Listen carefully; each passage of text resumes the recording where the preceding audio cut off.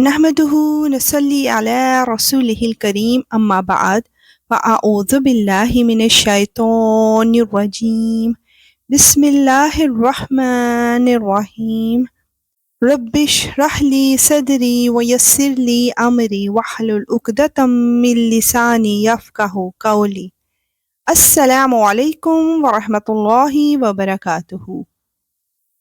آئیے جانتے ہیں کہ آج اللہ سبحانہ و تعالیٰ ہمیں کیا سکھا رہا ہے۔ سورہ نور کی آیت 11 to 13 میں حضرت عائشہ رضی اللہ عنہا کی پاک دامنی کا اعلان کیا جا رہا ہے۔ یقین جانو کہ جو لوگ یہ جھوٹی تہمت گھڑ کر لائے ہیں وہ تمہارے اندر ہی کا ایک ٹولہ ہے۔ تم اس بات کو اپنے لیے برا نہ سمجھو بلکہ یہ تمہارے لیے بہتر ہی بہتر ہے۔ ان لوگوں میں سے ہر ایک کے حصے میں اپنے کیے کا گناہ آیا ہے، اور ان میں سے جس شخص نے اس بہتان کا بڑا حصہ اپنے سر لیا ہے اس کے لیے تو زبردست عذاب ہے۔ جس وقت تم لوگوں نے یہ بات سنی تھی تو ایسا کیوں نہ ہوا کہ مومن مرد بھی اور مومن عورتیں بھی اپنے بارے میں نیک گمان کرتے اور کہہ دیتے کہ یہ کھلم کھلا جھوٹ ہے۔ وہ بہتان لگانے والے اس بات پر 4 گواہ کیوں نہیں لے آئے؟ اب جب کہ وہ گواہ نہیں لائے تو اللہ کے نزدیک وہی جھوٹے ہیں۔ آیت 14 to 18 میں اہل ایمان کے طرز عمل پر بات ہو رہی ہے۔ اور اگر تم پر دنیا اور آخرت میں اللہ کا فضل اور اس کی رحمت نہ ہوتی تو جن باتوں میں تم پڑ گئے تھے ان کی وجہ سے تم پر اس وقت سخت عذاب آ پڑتا۔ جب تم اپنی زبانوں سے اس بات کو ایک دوسرے سے نقل کر رہے تھے اور اپنے منہ سے وہ بات کہہ رہے تھے جس کا تمہیں کوئی علم نہیں تھا، اور تم اس بات کو معمولی سمجھ رہے تھے، حالانکہ اللہ کے نزدیک وہ بڑی سنگین بات تھی۔ اور جس وقت تم نے یہ بات سنی تھی اسی وقت تم نے یہ کیوں نہیں کہا کہ ہمیں کوئی حق نہیں پہنچتا کہ ہم یہ بات منہ سے نکالیں؟ یا اللہ، آپ کی ذات ہر عیب سے پاک ہے، یہ تو بڑا زبردست بہتان ہے۔ اللہ تمہیں نصیحت کرتا ہے کہ پھر کبھی ایسا نہ کرنا اگر واقعی تم مومن ہو۔ اور اللہ تمہارے سامنے ہدایت کی باتیں صاف صاف بیان کر رہا ہے، اور اللہ علم کا بھی مالک ہے، حکمت کا بھی مالک۔ سبحان اللہ۔ یا اللہ تو ہماری عزتیں رکھ لینا اس دنیا میں بھی اور آخرت میں بھی۔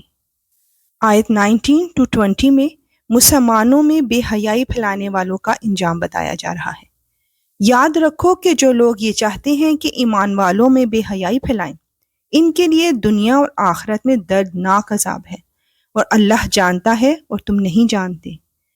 اور اگر یہ بات نہ ہوتی کہ اللہ کا فضل اور اس کی رحمت تمہارے شامل حال ہے اور اللہ بڑا شفیق بڑا مہربان ہے تو تم بھی نہ بچتے۔ آیت 21 میں پاکیزگی اور اللہ کا فضل بیان کیا جا رہا ہے۔ اے ایمان والو، تم شیطان کے پیچھے نہ چلو، اور اگر کوئی شخص شیطان کے پیچھے چلے تو شیطان تو ہمیشہ بے حیائی اور بدی کی تلقین کرے گا۔ اور اگر تم پر اللہ کا فضل اور رحمت نہ ہوتی تو تم میں سے کوئی بھی کبھی پاک صاف نہ ہوتا، لیکن اللہ جس کو چاہتا ہے پاک صاف کر دیتا ہے، اور اللہ ہر بات سنتا، ہر چیز جانتا ہے۔ اللہ اکبر۔ آیت 22 میں اپنے گناہ معاف کرانے کا طریقہ بیان کیا جا رہا ہے۔ اور تم میں سے جو لوگ اہل خیر ہیں اور مالی وسعت رکھتے ہیں وہ ایسی قسم نہ کھائیں کہ وہ رشتہ داروں، مسکینوں اور اللہ کے راستے میں ہجرت کرنے والوں کو کچھ نہیں دیں گے، اور انہیں چاہیے کہ معافی اور درگزر سے کام لیں۔ کیا تمہیں یہ پسند نہیں ہے کہ اللہ تمہاری خطائیں بخش دے؟ اور اللہ بہت بخشنے والا بڑا مہربان ہے۔ بے شک یا رب العالمین۔ آیت 23 to 25 میں پاک دامن خواتین پر تہمت لگانے والوں کا انجام بتایا جا رہا ہے۔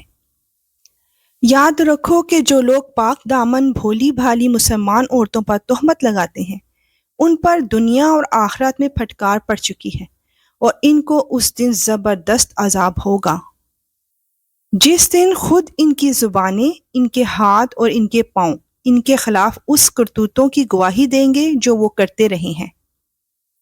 اس دن اللہ ان کو وہ بدلہ پورا دے گا جن کے وہ مستحق ہیں، اور ان کو پتہ چل جائے گا کہ اللہ ہی حق ہے اور وہی ساری بات کھول دینے والا ہے۔ اللہ اکبر۔ بے شک یا رب العالمین، یہ ایک بہت برا طرز عمل ہے۔ یا رب العالمین، نہ ہم کسی پر ظلم کریں، نہ کوئی ہم پر ظلم کرے، آمین۔ انشاءاللہ ملیں گے نیکسٹ آیات کے ساتھ۔ اب اجازت، وآخر دعوانا ان الحمد للہ رب العالمین۔